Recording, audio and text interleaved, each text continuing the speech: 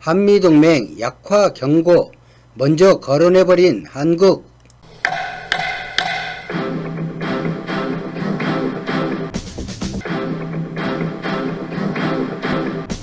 정용 국가안보실장이 강도 높은 태도를 보였습니다. 정용 실장은 상당 부분에서 사실을 크게 왜곡했다고 지적했습니다. 선비핵화 대북 제재 같은 자신의 선입견만을 앞세워 한국 정부 노력을 깎아내리고 굴절시켰다고 했습니다. 당국자로서 신뢰의 기초에 협의한 내용을 일방적으로 공개한 건 외교의 기본 원칙을 어긴 것이라고 말했습니다. 정용 실장은 이런 입장을 미국 NSC에 전달하고 재발 방지를 위해 미국이 적절한 조처를 하라고 요구했습니다. 청와대가 특히 분노한 부분은 지난해 판문점 남북미회담 때 북미 정상이 문재인 대통령의 동행을 원치 않았다는 주장입니다. 저도 오늘 판문점에 초대받았습니다. 그러나 오늘 이 중심은 북미 간의 대화입니다. 남북미 정상회동을 물밑에서 조율한 윤건영 청와대 전 국정기획상황실장은 볼턴의 주장은 사실관계와 다른 부분이 너무 많다며 같은 사람이 될 수 없기에 참는다고 밝혔습니다. 이 당시엔 당시 볼턴이 트럼프 눈밖에 나서 경질 시점을 고려 중인 때로 볼턴은 회담 후 만찬에도 참석하지 못했습니다. 볼턴이라는 사람이 경질되었을 당시 제가 일본 언론을 소개하며 일본이 볼턴 해임을 어느 정도 아쉬워하는지 여러 뉴스를 전해드렸는데 최소한 한반도에서 볼턴이 원하는 주장과 일본의 주장은 일치합니다. 바로 전쟁입니다. 지금이야 미국 차관보 정도가 큰소리 낼 한국이 아니지만 2002년 당시엔 아주 거물급 인사로 한국 눈에 보였습니다.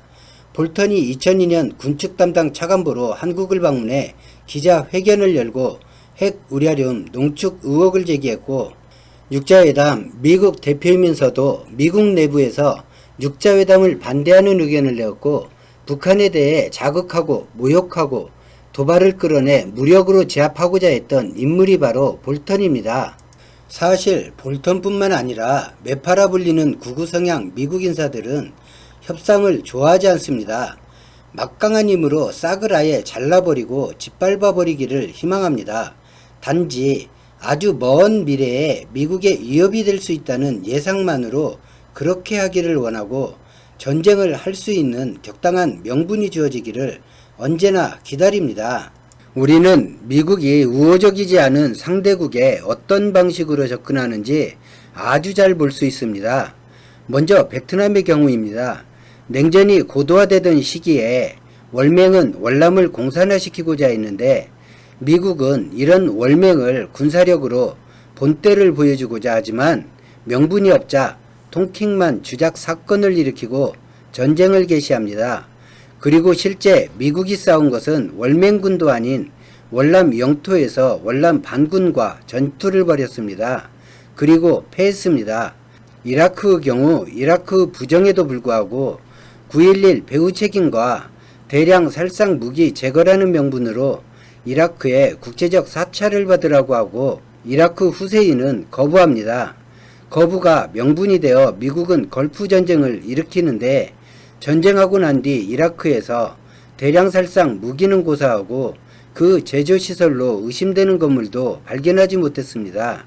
아직도 이라크에 미군은 점령군으로 주둔하고 지금까지 전쟁에 대해 아무런 사과를 하지 않고 있습니다. 이란은 미국을 포함한 서방 5개국과 핵 협정을 맺었습니다. 트럼프가 당선되고 일방적으로 이 협정을 탈퇴 선언하고 경제 제재를 발표합니다. 그리고 미국이 요구하는 협정을 하라고 이란에 요구합니다. 이란의 경우는 이란은 물론 미국의 동맹인 나머지 협정 참가국도 무시를 당한 것입니다. 이란은 미국 요구를 받아들이지 않는 대신 기존 협정을 계속 준수하고 있고 핵 사찰도 거부하지 않고 있습니다. 미국이 원하는 호르무즈 긴장은 미국 세일석유와 가스 그리고 중동 지역에 무기를 팔기 유리한 조건이 되고 실제로 이루어졌고 계속 이루어지고 있음을 누구나 알 수 있습니다. 이란은 협상을 원하지만 미국이 원하는 것은 협상이 아니라 요구에 대한 수용입니다. 그리고 중국, 북한이 있습니다.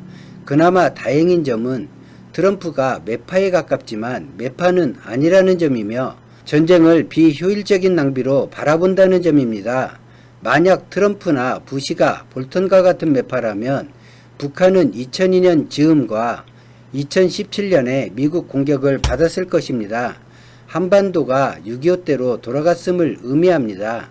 폐허가 되고 경제력을 상실한 한반도는 최악의 경우 북한은 중국에, 남한은 일본에 합병되었을 수도 있었다는 이야기입니다. 외교는 내 명분이 옳다고 주장하고 상대 명분이 그르다고 주장하는 싸움입니다.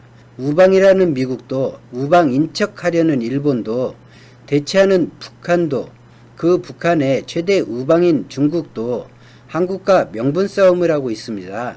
현재 한국의 최대 약점은 분단이 아닙니다. 미군에 있는 전작권입니다.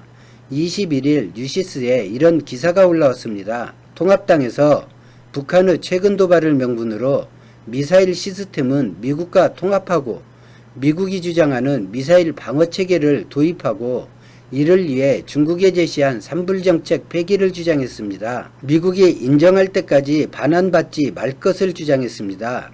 미사일 시스템을 미국과 통합하자는 것은 미국에 한국 미사일 통제권을 넘기라는 주장이고 미사일 방어체계 도입은 미국이 원하고 중국과 러시아가 반대하는 중장거리 미사일 배치를 말합니다. 그리고 주권을 포기하자고 합니다.